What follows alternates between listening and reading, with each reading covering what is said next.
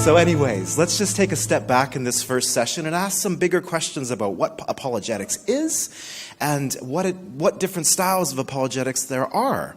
There's not just one mode of doing apologetics, and I want to show you some different styles. Not an exhaustive list of the styles, but give you almost like a little taster of some of the main styles so that you can realize what your predisposition is when it comes to apologetics, and you might also fan out a little bit and become more equipped to look at some of the questions from other angles that other Christian people have tried.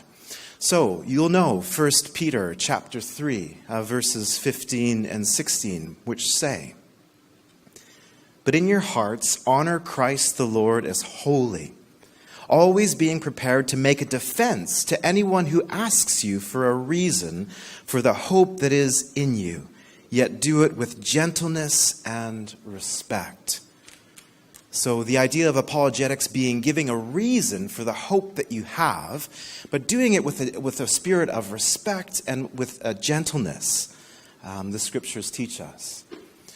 One man by the name of John Frame defines apologetics, Christian apologetics, this way. Christian apologetics, which has nothing to do with apologizing, seeks to serve God and the church by helping believers carry out the mandate of 1 Peter 3, 15 to 16. We may define it as the discipline that teaches Christians how to give a reason for their hope. So the idea is that as we live the Christian life in the midst of our society, in our workplaces, in our extended families, people notice us as having this hope about us. And so if that character, that life of witness isn't there first, no one's going to ask us about the reason for the hope that we have, right? So there's an assumption that we have a distinctive character that as people are watching us, they're like, what is with that guy? His wife is ill with a terminal illness, and he's obviously devastated, and yet he's walking around with a certain hope. What's with that? And then they ask, where does this hope come from? So notice what 1 Peter 3 assumes, that there's a life that sends off an aroma, that as people take it into their nostrils, they smell hope and they begin to ask. So it presumes a life of following Christ, this discipline of apologetics. And again, apology not being, as Canadians, we're known for apologizing for things that we didn't do, right? So our big brother to the south of our border, decides that they want to tighten up trade regulations, and we're very, very sorry. We'll start the discussion by saying sorry, right? But that's not what we mean by apologetics. We're not apologizing for the love that we share. So that's our first trip to Wales, believe it or not, on the coast there. Julie and I having a little smooch, and our daughter, Anna, youngest, making no apologies for the love that she sees. And so it is with Christ. We love him. We're passionate about him. We believe that he's the truth. We're not apologizing for our faith, but we're seeking to make an apology in the sense of making a defense and giving the intellectually credible evidence for our faith.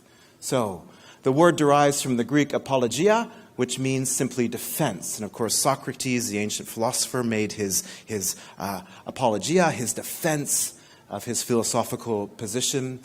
As it concerns the Christian faith, then, apologetics has to do with defending or making a case for the truth of the Christian faith. It's an intellectual discipline that is usually said to serve at least two purposes. One, to bolster the faith of Christian believers, and two, to aid in the goal of evangelism. And so we're here concerned about both of those groups of people today.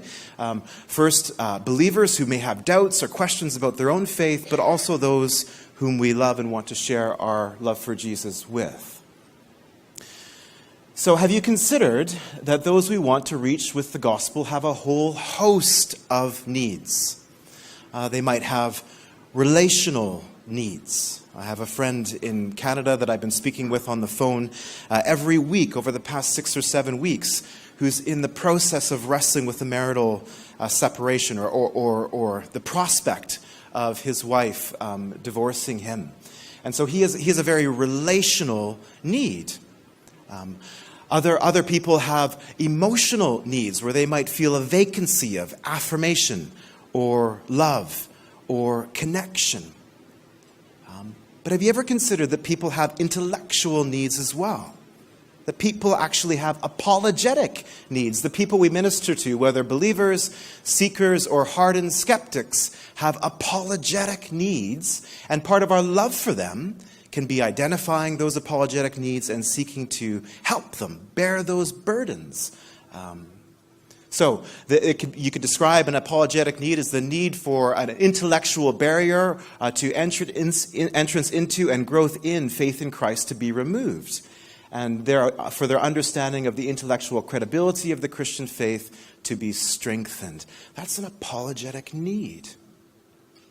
So I'd like us to consider, in 2 Corinthians 10, verses 3 to 6, this is where the Apostle Paul says that we fight spiritually and we seek to take captive every thought to the obedience of Christ. But I'd like us to consider briefly together and just talk with one another. What sort of apologetic needs are you encountering in the people around you, the people that you love and care for? It might be people in your workplace. It might be people in your extended family. It might be people who are a part of the rugby club that you play for or whatever sport you enjoy. What are some of the apologetic needs that we're facing in this room today? Now, of course, I don't want you to give names and give their identities away. But could you just, if you're working with someone or talking with someone who you sense has a real apologetic need, could you just briefly share it with us? Raise your hand and share it with us. I'll share a couple too. Are you encountering any apologetic needs? Any? Yes, Craig. A lot of people seem reluctant to give up the idea of what we call worldly pleasures. I'll repeat. Once I hear it, I'll repeat it. Yeah. Christianity means you've got to stop doing things you love and having fun. I think it means you've got to be boring and tedious. So Craig was sharing how he encounters people who think if I become a Christian, it's going to be boring, it's going to be tedious. You might call this the moral straitjacket version of Christianity. Have you seen those those horrible psychiatric jackets where they tie the arms up and they think of Christianity with that image? If I were to become a Christian, my goodness, all my joy will go. God's a cosmic killjoy, isn't he? That's this objection. And this is such an important one. I encountered this. When I first came to faith in Christ, I was at a summer camp. I was 19 years old. My younger sister was with me. And we heard the message together. And I became a Christian at that camp. And she believed in what she heard, as did I. But she stood back from the threshold of faith. She wouldn't take the step. And do you want to know why? Do you know what she said? She said, I'm going into my final year of secondary school, she said. This is the year where all the parties happen, she said. And she was her and my brother, she and my brother are twins with one another, and they're the very center of their year group in high school. And her and Carl, they were going to go be the center of all the big parties around the high school as they graduated that year. And she literally said to me, not, is God true? Is this gospel true? She said, why would God do this to me now? Those are the little words. Why would God do this why would he show me? And do you see, this is the moral straitjacket objection. If I become a Christian, I'm going to have to become sour, dour, lonely, right? Yeah, very good. We should talk about that one more. Any others, though? Yes. Okay.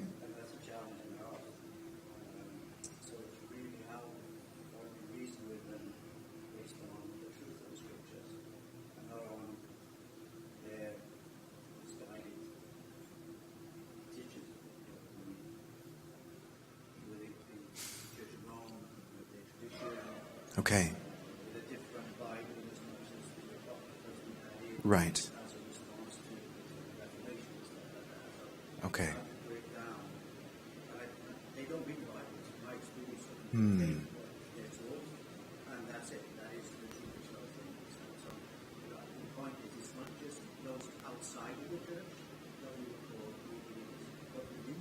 Right. That's very good. So what was said? I'm sorry, what's your name? Terry. Very good. So Terry raised the question of a friend, or was it a family member who been within the Roman Catholic tradition for a number of years, and so has a different basis for authority in answering the big questions. And so how do you begin to reason with and love someone who has an understanding of Christianity, but might not have an understanding of the gospel of grace, you might say? And how would you even begin to discuss with them? Very good. Yeah, you had one as well. Yeah, a number of people like this. I remember one young lad who I was just dropping off in my taxi, had a chat about faith with him, and he sort of summarised it with, well, you've got your faith, but I've got science. And so, and many people like that think they have to leave their brain at the front door to actually come into a church and believe what we believe, when obviously, as the blue planet and all the rest of it that we will see on television would suggest to us that the history of the universe and the world is very different to the history given in Scripture. And so therefore, to believe that, we would have to have a blind faith and as it were, leave our intellectual sort of abilities at the door and then come in, believe in God, and then maybe pick up on the way out. That's very good. Sorry, what's your name? Chris. So Chris has raised the question of he had a young man in a taxi, and he posed science versus faith. And science is where we engage our minds and we think about evidence and we weigh it up and we apportion our belief or what we claim to be knowledge on the basis of the scientific evidence that's there. And then a massive gulf in his thinking over to where faith is. Where you would define faith as a blind leap in the dark, almost against the evidence. So an understanding of faith as being out of accord with rationality altogether. So what do you do with that? Yeah. Is there anyone else who'd like to share a personal apologetic need that you've encountered? Yes.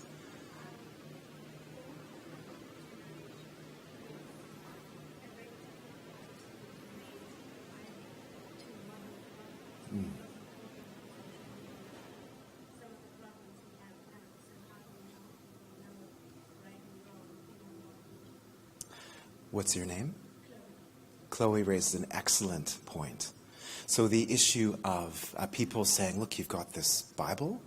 We all know that the most recent parts of it are still over 2,000 years old.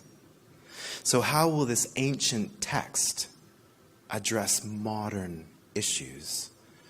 If we just acknowledge the historical phenomena of Holy Scripture itself, I mean, there's a massive historical gap between when the canon of Scripture was, the last documents were written, and today. So what about social media? What about the issue of gender? Can we trust the Bible's sexual ethic? What about divorce? All these things, right? Isn't it just an outdated, outmoded text? Oh, I love that one, Chloe. Thank you. Does anyone else want to share one? I might not have to share any. You guys have so many. Yes. One which I find difficult is the idea that church is all about spirit, and we don't, to raise up there, if it's intellectual, then it's not spiritual. Right. So there's this disconnect between kind of the mind and the spirit. Yes. And you come across it in different areas and different denominations at different points. That's very good. So spirituality, sorry, what was your name? Noel? So Noel shares the objection of spirituality being utterly divorced from reason and intellectual reflection almost by definition. So you can see that they already have inbuilt categories in their hearts and minds, and when you approach them with your Christian faith, you just slot into one of these pre-built categories that they come kind of pre-downloaded with. And that's why it can be so difficult to approach and talk with people at times, because the fundamental frame of reference isn't even shared with them. Right, Noel? Is that what you're getting at? Yeah. Yeah, the one I always go with that is when's God allow all suffering? When does he step in? Yeah, Craig's going to handle that one later.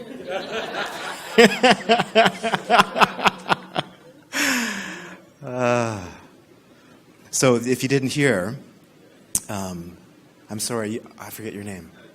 Dave. Dave shared the classic objection, why would a God allow so much suffering in the world?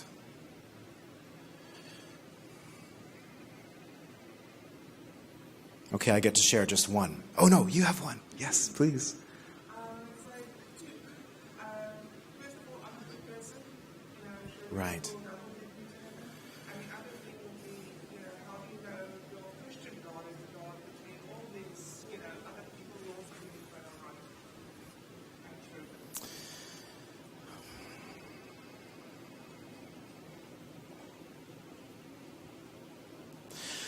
What was your name? Annalie. So she shared, I'm already a good person. So what you're talking about, salvation? Salvation from what? My comfortable life? Right? And what about the exclusive claims of Christianity, you might say? Why would you think, in our modern world, we have more exposure to the breadth of belief on this planet than possibly ever before, in terms of what we can see, in terms of difference around the world, and people look at the plethora of difference and they say, why would your little aspect, your little faith in South Wales, why would it be superior to what we see in Hindu India? Right. Yeah, man. Yes. My brother-in-law is alien conspiracies, etc. It gets worse.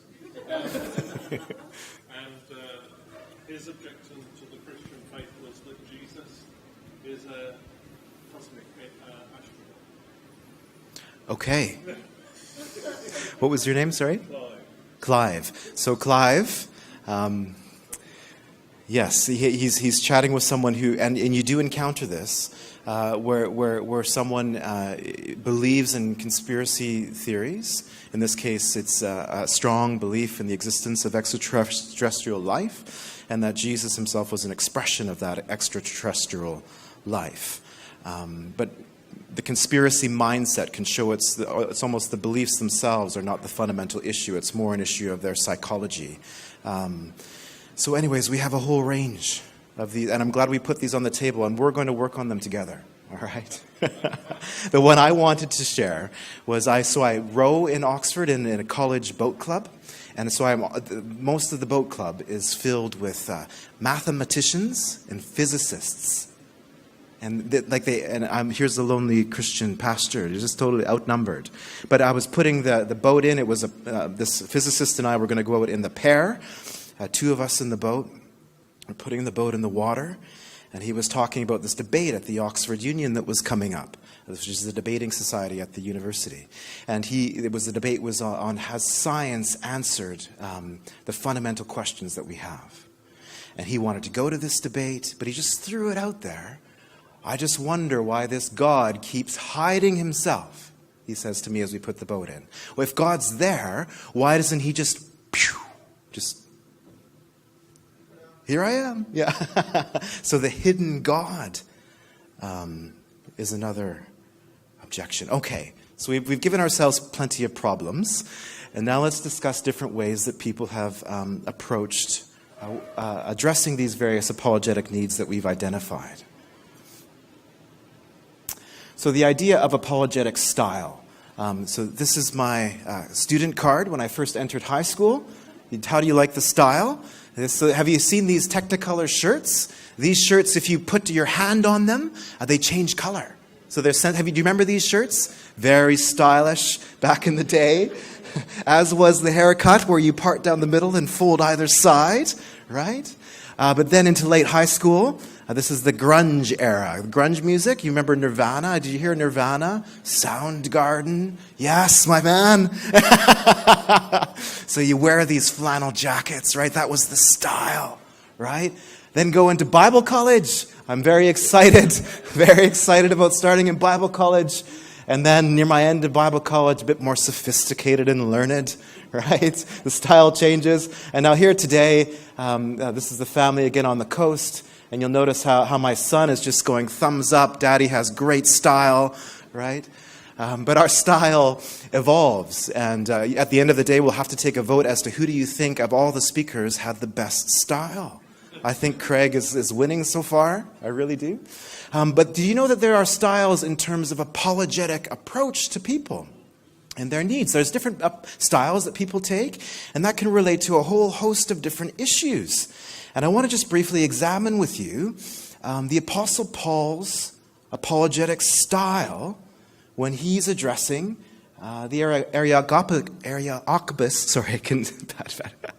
Areopagus in Athens. So if you have Bibles, turn to Acts chapter 17, and I want to ask you what you notice about how he approaches this unbelieving crowd, and what you notice about his style. What does he do? What does he attempt? How does he seek to build a bridge with them?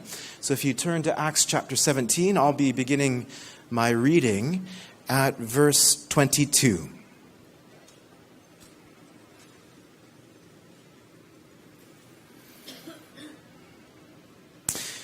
So Acts chapter 17, beginning verse 22. So Paul, standing in the midst of the Areopagus, said, "Men of Athens, I perceive that in every way you are very religious. For as I passed along and observed the objects of your worship, I found also an altar with this inscription, 'To the unknown God.' What therefore you worship is unknown, this I proclaim to you." So he's walking through Athens.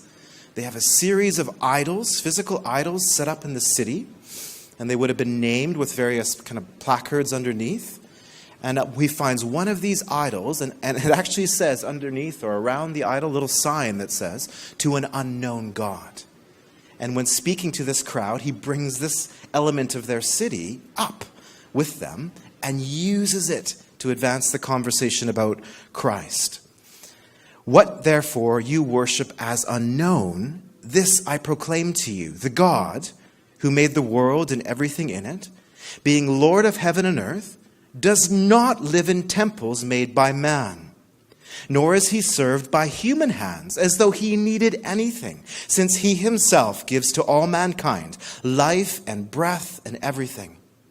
And he made from one man every nation of mankind to live on all the face of the earth, having determined allotted periods and the boundaries of their dwelling place, that they should seek God in the hope that they might feel their way toward him and find him.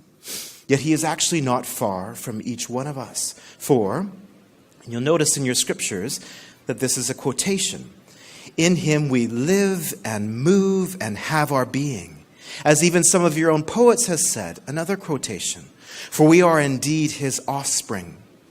Being then God's offspring, we ought not to think that the divine being is like gold or silver or stone, an image formed by the art and imagination of man. The times of ignorance God overlooked, but now he commands all people everywhere to repent, because he has fixed a day on which he will judge the world in righteousness by a man whom he has appointed. And of this he has given assurance to all by raising him from the dead. Now, when they heard of the resurrection of the dead, some mocked, but others said, "We will hear you about this again." So Paul went out from their midst. But some men joined him and believed, among whom also were Dionysius and the Areopagite, and a woman named Damaris, and others with him. So what do you notice about how Paul approaches this crowd? What's his strategy? What's his style? What are some of the things that he does? Flatters them. Say more. He gets their attention by opening it up to the wisdom and their understanding. Okay. The way they would speak to each other in the Areopagus, which is by using flattery, by using wisdom, by using knowledge. Right. And that's how he opened up that crack in their whole process. Very good. So he takes the situation that he's in, the context that he's in, and he finds things about it that can connect, almost build a bridge, right? So he finds things in their poets, in their writings, that they were familiar with and they would have debated in that place. And they say, look, even your own poets say that we're God's offspring. And he looks for a place of connection. Yeah. What else does he do? Yes? He builds from the beginning, having gone to where they are, stood in their shoes, where he then says, well, okay, that's where you are, but where I am is that I see this God, I know this God personally, and he's the God that from the very beginning built a man for one man. Right. So he goes right back to the beginning with them and builds from there. Very good. So the idea being that though he starts with this bridge where they are, with their own poets, and so, he doesn't just stay there. He begins to retell the story and says, well, look, we think that God lives in temples made by men, but actually we should all realize that's not very rational. We need to move on from that. In times gone by, God forgave this kind of thinking and overlooked it, but now we need to realize that doesn't make sense. And he begins to move them along. And what does he finish with? What does he finish his speech with right before it ends? With the resurrection. He actually says, here's this man whom I've heard of and whom I know, who was raised from the dead. Now, was that something that would have kind of fit neatly within their preconceived rational categories? It's kind of like, he finishes his sermon with something that would have just blown their minds, so much so that some of them say, this guy's crazy, but others listen and are interested. So you can see his apologetic style. He seeks to build a bridge. He seeks to draw in what he can. He takes them where they are. He's not outrightly dismissive or disrespectful to them, and yet he seeks to advance the thinking, and he isn't afraid to make claims about Jesus that he knows will be very hard for them to accept, right? But he makes them anyways. Not at all.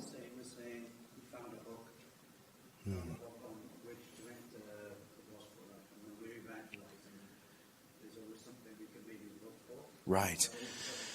That's a very good point. So he used the image of a hook. So he found a hook. Or you might say that he found an opening in the door that he kind of put his foot into, and then he just kind of got the door open even further. Right? Yeah, very good. So note the different strategies he employs. Does he look for common intellectual ground? Yes, he does. Does he seek to demonstrate how aspects of what he is proclaiming are rational by his hearers' standards of rationality? Yes, he does. He quotes their poets. Does he limit his words, though, to them, to what will likely be intellectually credible to his hearers? I mean, in other words, does he reduce his message to what he knows they'll find already convincing? The answer is no. Because he, in the end, speaks about the resurrection, which he knows will blow their minds. But he doesn't shrink from saying that. So just because he builds a bridge, he doesn't stop there. Okay? Do you think he might have reasoned differently in the synagogue than he did in the marketplace? When he was speaking to Jewish people in the synagogue, what do you think he would have done then? He wouldn't have to tell them about creation because they already know it. Yeah, he wouldn't have had to speak to them about creation. What would he have appealed to? He would have appealed to Old Testament scriptures, right? Because that was their basis for authority. So do you see how he shifts his strategy depending on the context?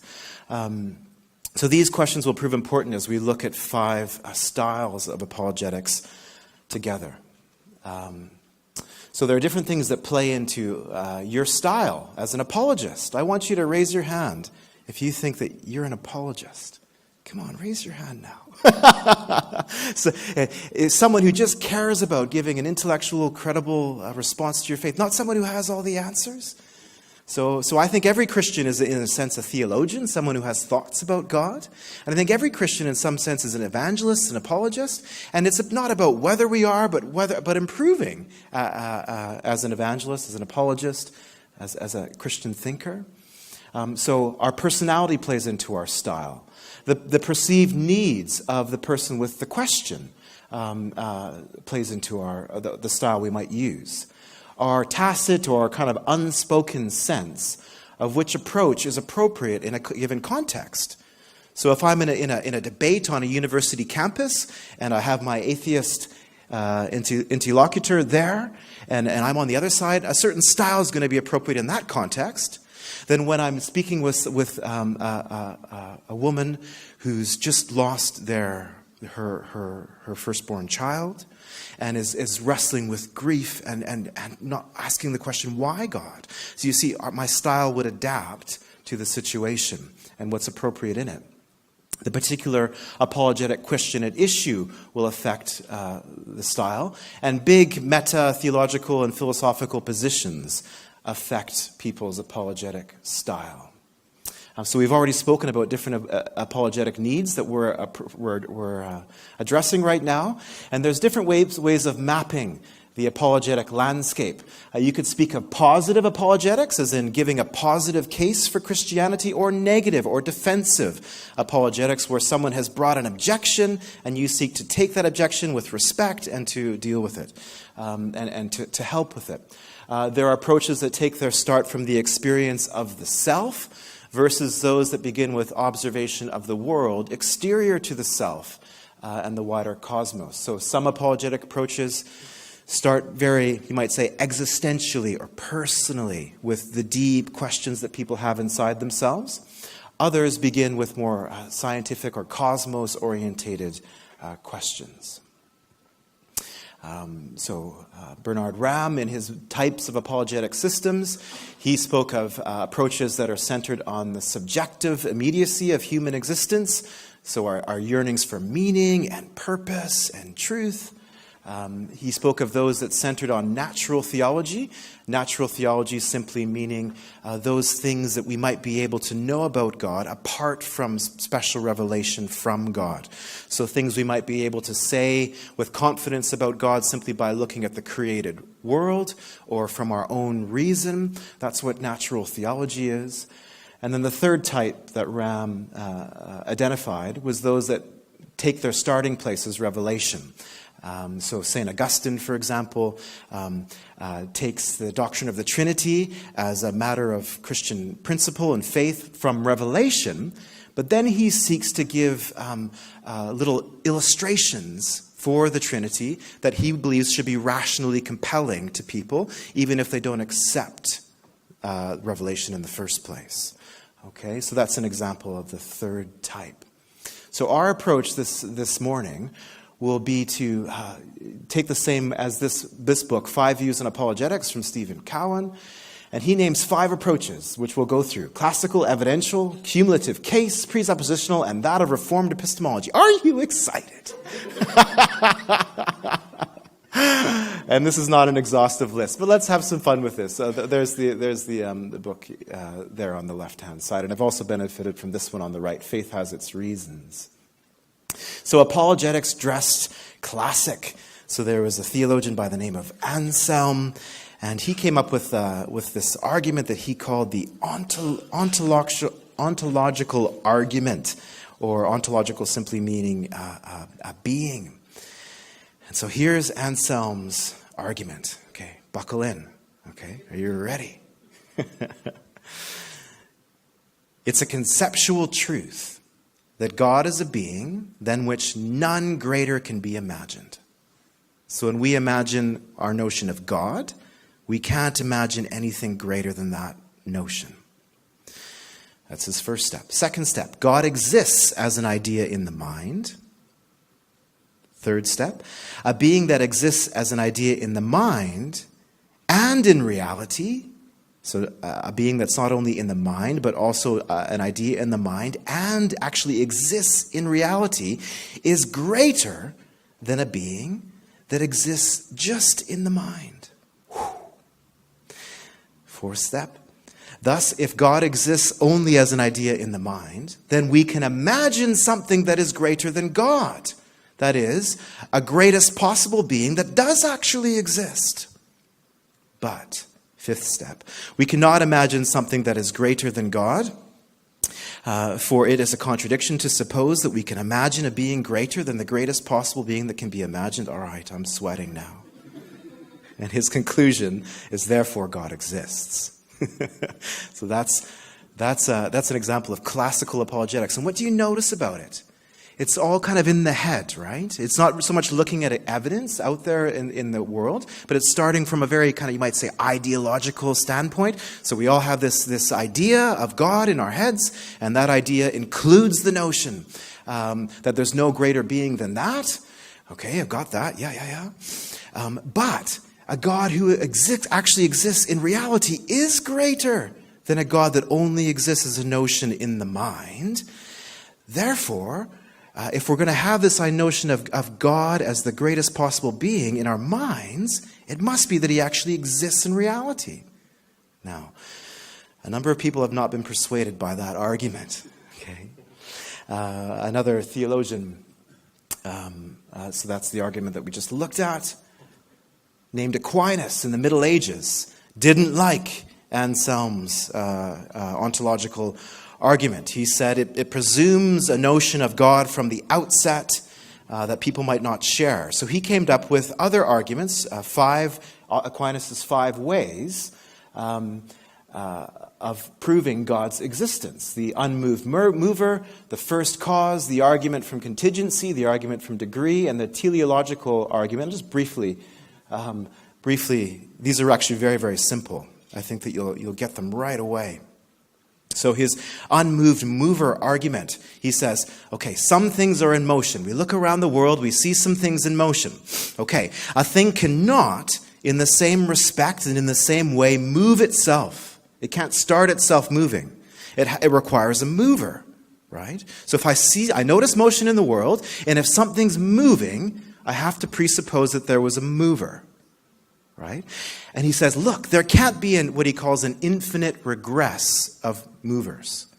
So I see this thing moving, okay, and this thing started that thing moving, okay, I got that. And this thing started that thing, which started that thing, okay, I got that. And he says, you can't just keep going back into affinity. Something had to move first, who itself was unmoved.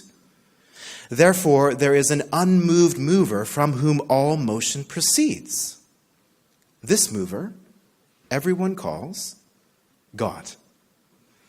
Aquinas' first argument. First cause is similar. The second argument. Some things are caused. Everything that is caused by something else. An infinite regressive causation is impossible. Therefore, there must be an uncaused cause of all that is caused. And this cause, everyone calls God. Apologist by the name of William Lane Craig uses a similar argument when he says about the cosmos, everything that begins to exist has a cause. And then he takes the current science in cosmology that acknowledges that the universe began to exist, right? So he pivots to modern cosmology at this point in the argument and says, okay, everything that began to exist has a cause. The universe began to exist. Therefore, the universe has a cause. Okay, so if the universe has a cause, then an uncaused personal creator of the universe must exist, who is outside the universe, is beginningless, changeless, immaterial, timeless, spaceless, and enormously powerful. An uncaused personal creator of the universe exists, therefore, and this is what Thomas Aquinas would say is what everyone means by God. Okay?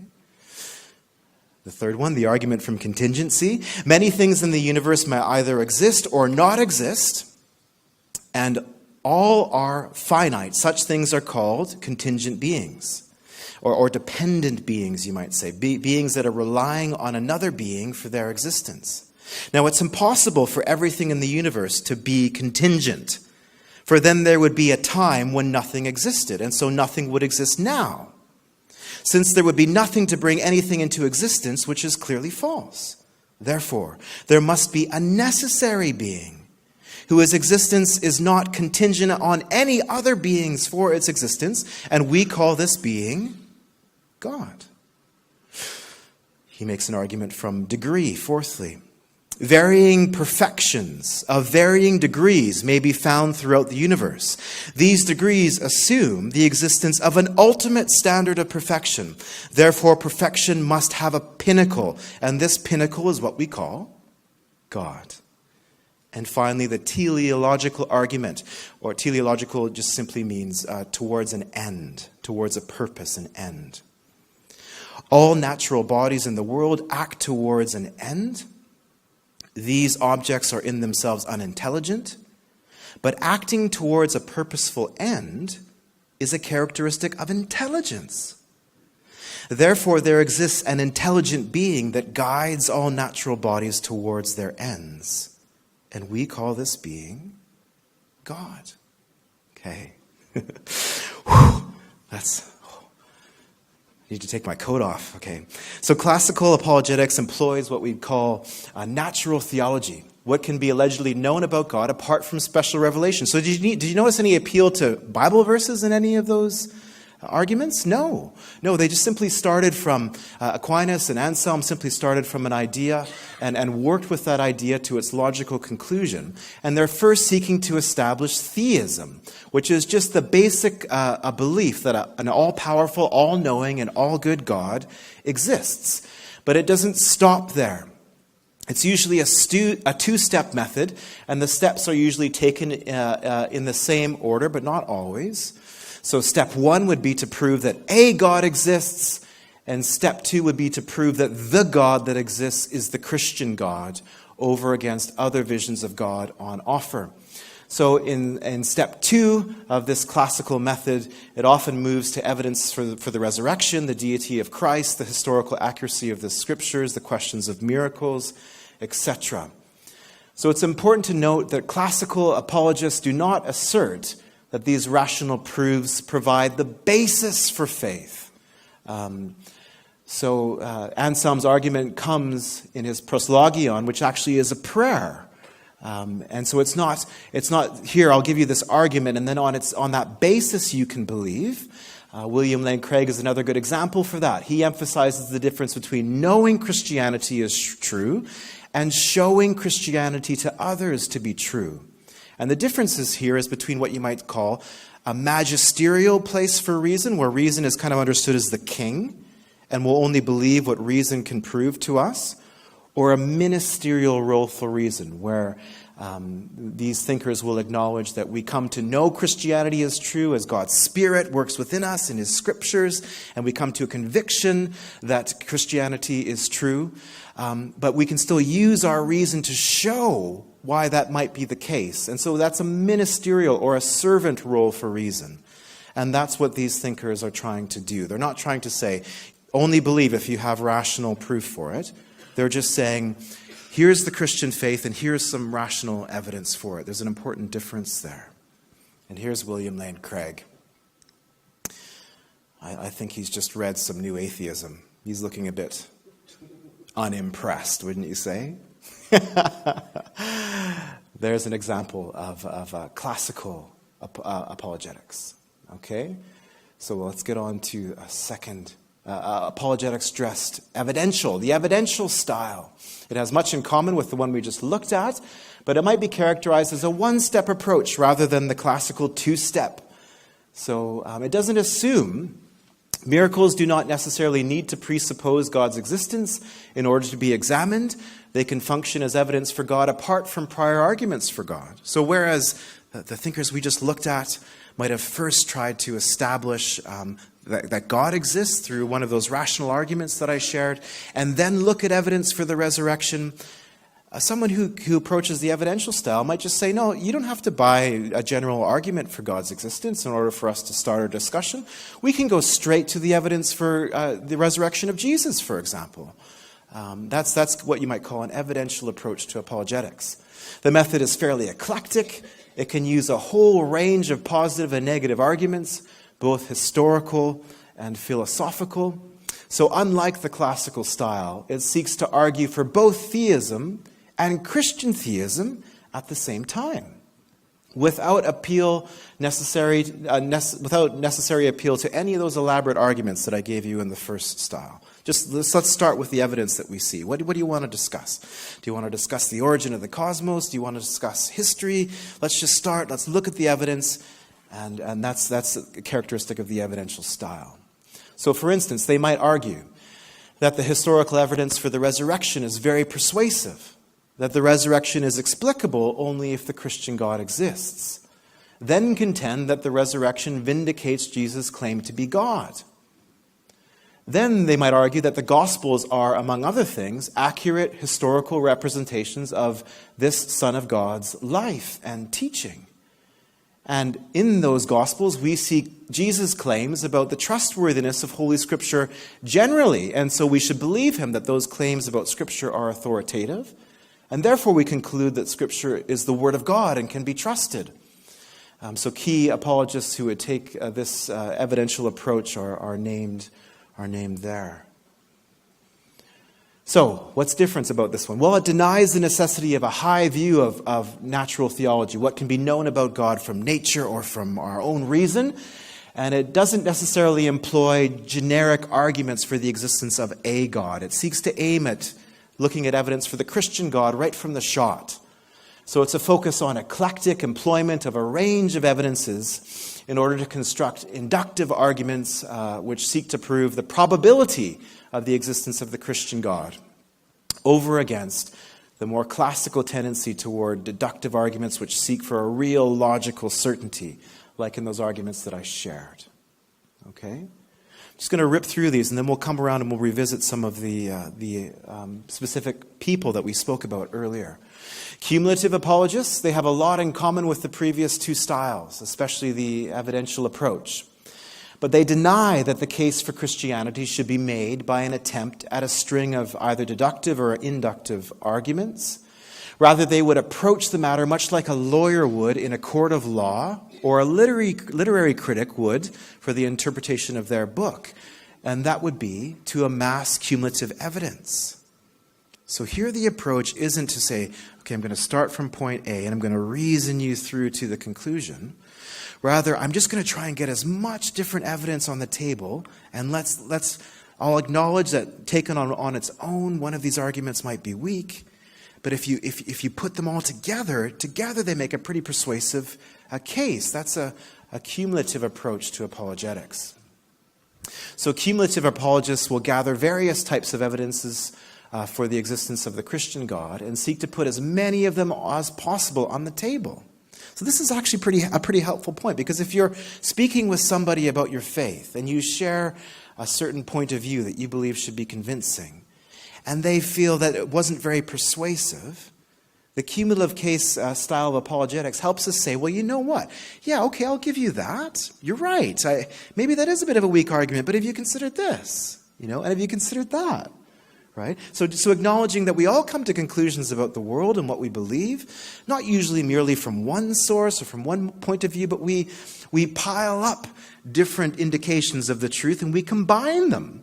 And we're persuaded by a cumulative number of things. So how do I know that my wife Julie of 18 years really loves me? Well, she bought me this jacket at the thrift store. Right? And she's taking care of my kids right now. And she works 2 jobs to support our family. She usually kisses me at the end of every day. She tells me that she's faithful to me. Everything that I've seen about her life shows me that she's not unfaithful to me. And so what I do is I take all those little bits of evidence, right, and I combine them into a cumulative case that I'm married to a faithful, loving woman. And that's the approach to apologetics taken here. Cumulative apologists won't feel the need to string evidences into one or more coherent, logical argument. Instead, they'll just try and get as many different things on the table and weigh them. They will argue that given all the evidence for and against the Christian God, that the Christian vision of reality makes the most sense of it in the face of its competitors. So, free to acknowledge weaknesses, but it's saying, taking it all together, the Christian view makes the most sense of all the data that we have.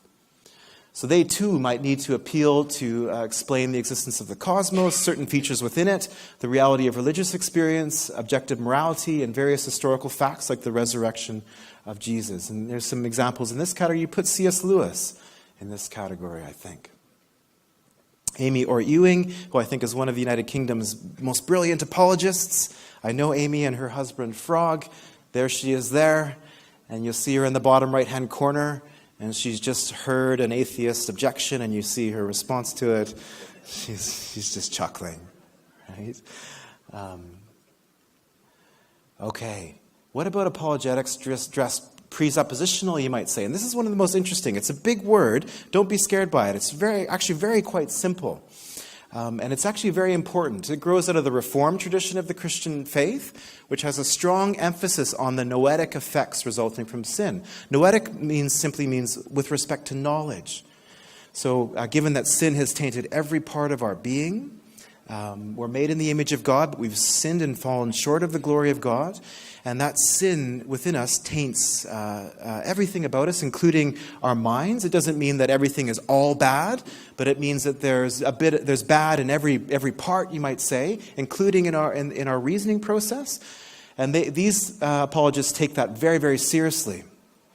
So they deny that there exists enough common ground between the rationality of the unbeliever and that of the believer for the prior three methods ultimately to succeed. And thus the Christian vision must be explicitly presupposed as our apologetic starting point. And so Christian revelation is the framework through which all experience is interpreted in the first place and all truth is known. And other frameworks can't coherently account for their truth claims. In them, rationality itself has no support in other worldviews. I'll explain this more in a moment. They don't deny that various arguments and evidences can be advanced on behalf of Christianity, but they do deny that they get to the heart of the matter.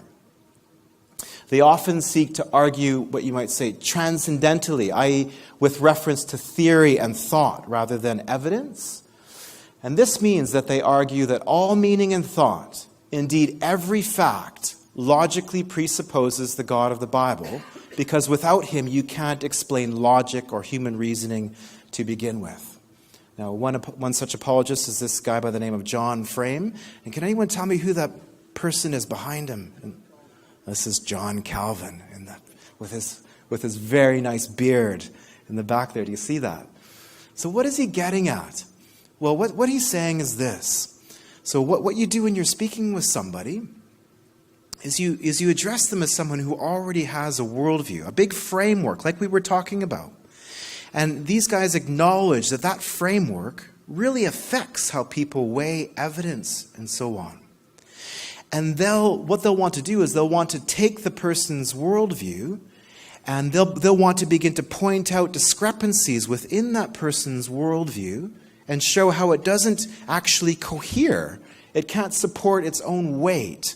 So there's kind of at first a negative kind of tearing down or poking at the opposite worldview to show how it can't hold up, and then showing how if you pivot to the Christian worldview, how things can be explained in a cohesive, coherent way. So to take an example of this, someone who's taken this approach has argued if we're to have just simply a naturalistic worldview, which means that we simply believe that nature is all that there is. So that if we believe just a material worldview, that there's no spirit, that there's just material stuff, and that's all that the world is. Okay? And if we add to that worldview an understanding of Darwin's theory of evolution, okay, this is an argument that one Christian thinker has made. So if we take naturalism, we're just material stuff, but we acknowledge that stuff has progressed through time, through a process of evolution, which has got humanity to where it is now, through a process of random natural selection, then this theologian argues, well, why would we have reason to trust our reason if our reason came about by just a random process of development? Do you see the point? So they're taking the worldview to begin with and saying, okay, I'm just going to take you on your own terms. You say that this is a naturalistic world and that we've developed through this process of random selection, and now we can reason, yes, but why would we even trust that our reason can necessarily get at the truth when it's come from this random process? And so do you see what's happening there? The presuppositional apologetics is taking the person's presuppositions and saying, okay, I'll take you where you stand. Now, how does this line up with that? And have you considered that this doesn't really line up? And so there's a little bit of just exposing the holes, you might say, and then saying, well, if we pivot to the Christian worldview, we believe that God created all things. We believe that he created the universe. We believe that he created humankind. We believe therefore that humans are made in the image of God. And so there's a connection between human reason and the world around us. And do you see how that explains how humans might have rationality in a stronger, more persuasive way than the naturalistic worldview, right? So that's an example of this kind of apologetics, okay? We might have questions about this. So John Frame, that theologian we just showed, says we should present the biblical God not merely as the conclusion to an argument, but as the one who makes argument possible in the first place, the one who upholds reason at all. So we'll get to our final style, the apologetics stressed in the style of Reformed epistemology. And epistemology simply means a theory of human knowledge. What does it mean to know? How do we know what we know? That's epistemology. And these apologists do something really, really interesting. I wonder what you'll think about it. They argue that it's the most philosophically involved of the five styles. And it challenges this notion that we find in our culture today that if a belief is unsupported by evidence, it's therefore irrational. And it just disagrees with that right from the start. So have you encountered this? That I only believe what I know by the evidence. Have you ever encountered that view before? I only believe on the basis of I'm all about evidence. And these apologists, these men and women say, no, there's lots of things that we believe that we don't have arguments for. And we have to believe them in order to get around in the world and function as we do. So it challenges some of the assumptions of the other approaches that we've looked at so far about how they think of knowing about God and saying, well, we don't always need evidence for our most fundamental beliefs. They argue that it's perfectly rational for us to hold a whole range of beliefs for which we have no foundational argument or evidence. So what might be some examples of such beliefs? Does anyone want to venture a guess? Beliefs that we might not have arguments for. Yes. The existence of a mind, yeah. So the mind not being merely the physical brain, but the mind being an immaterial, thinking, willing thing. Right? Right? So does anyone have an airtight argument as to prove that we are actually in the presence of other people here right now? I know this is pretty heady stuff, okay? Okay, just bear with me.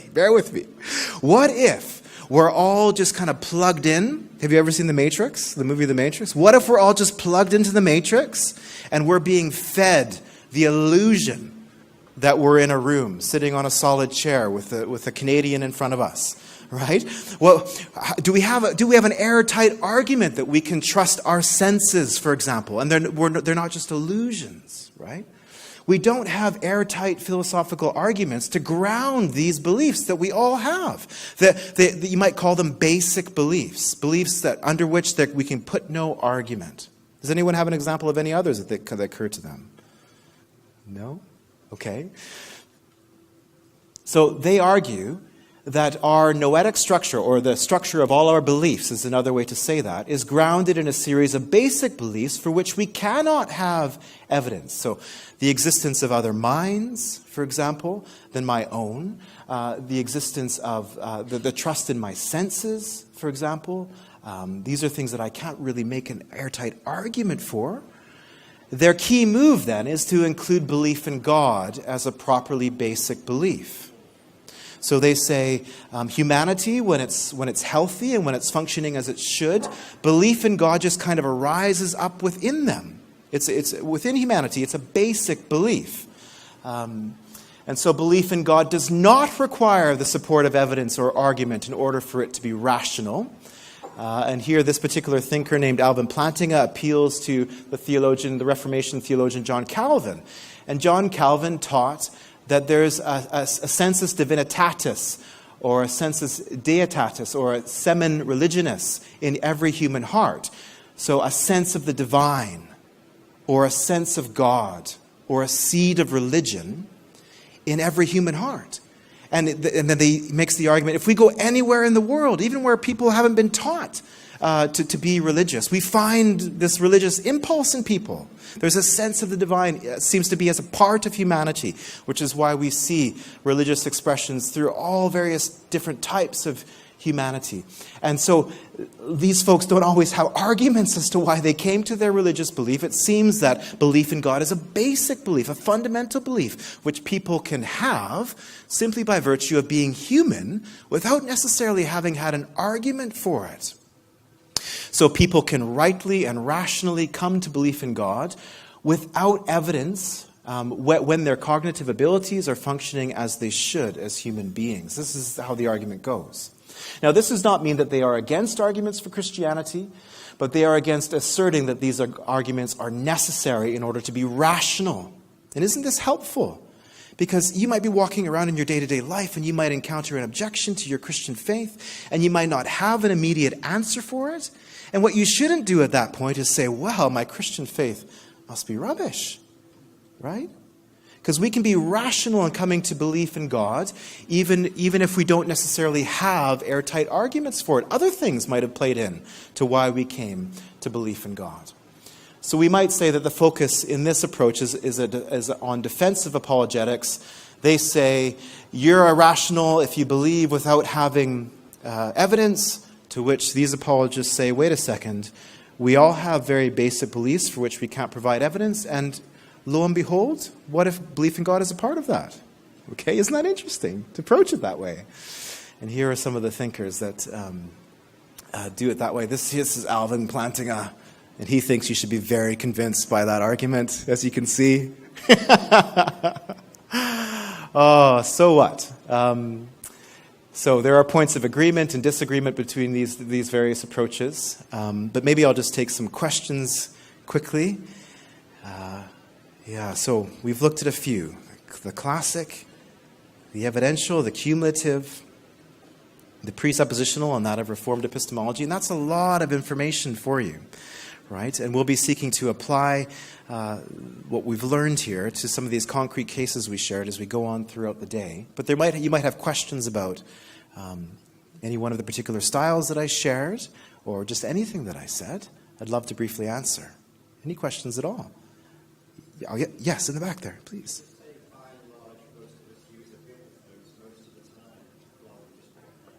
Yes, absolutely. So the question was, wouldn't most of us want to try and use a range of those things rather than choose one? And I think that's an excellent point. And you notice how I framed it as an issue of style, right?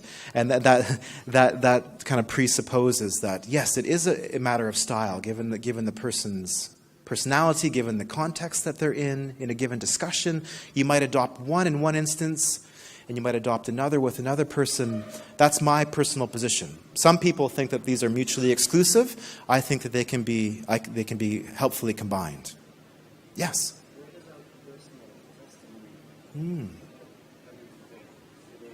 Right.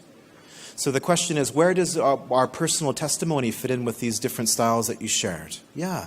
I think it would come as a kind of evidence, you might say, right, in the evidential approach, right?